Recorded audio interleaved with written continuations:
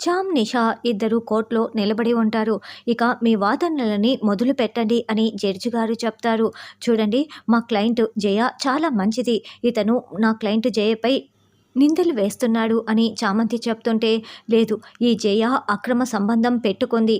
తన మంచి భర్తనైనా విజయ్ని మోసం చేస్తూ వేరొకరితో అక్రమ సంబంధం పెట్టుకొని అతను తలదించుకునేలా చేస్తోంది. అందుకే విడాకులు ఇవ్వవలసిందిగా కోరుతున్నాము అని నిషా వాదిస్తూ ఉంటుంది. కోర్టుకు కావాల్సింది సాక్ష్యాలు, మాటలు కాదు అని చామంతి అంటుంది. నేను సాక్ష్యాలతోనే తీసుకువచ్చాను, మీరు రండి అంటూ నిషా పిలవటంతో ఒక ఆవిడ వచ్చి అక్కడ నిలబడి ఉంటుంది. విజయ్ చాలా మంచివాడు. ఇదిగో ఈ జయనే వేరొకరితో అక్రమ సంబంధం పెట్టుకొని తన భర్త అయిన తన చాలా మంచివాడైన విజయ్ని మోసం చేస్తోంది అని ఆవిడ తప్పుడు సాక్ష్యం చెప్తూ ఉండటంతో చామంతి చాలా షాకింగ్గా చూస్తూ ఉంటుంది. అయ్యో, ఈవిడ చెప్తున్నదంతా అబద్ధం. నేను ఎవరితోనూ అక్రమ సంబంధం పెట్టుకోలేదు. అసలు ఈవిడ అన్ని అబద్ధాలే చెప్తోంది అని జయ ఏడుస్తూ ఉంటుంది.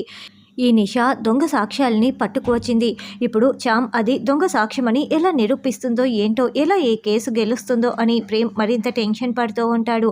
మరి చామ్ అది దొంగ సాక్ష్యమని నిరూపించి జయ చాలా మంచిదని విజయ్కి అర్థమయ్యేలా ఎలా నిరూపించనుంది అన్నది రానున్న ఎపిసోడ్లో తెలుసుకుందాం.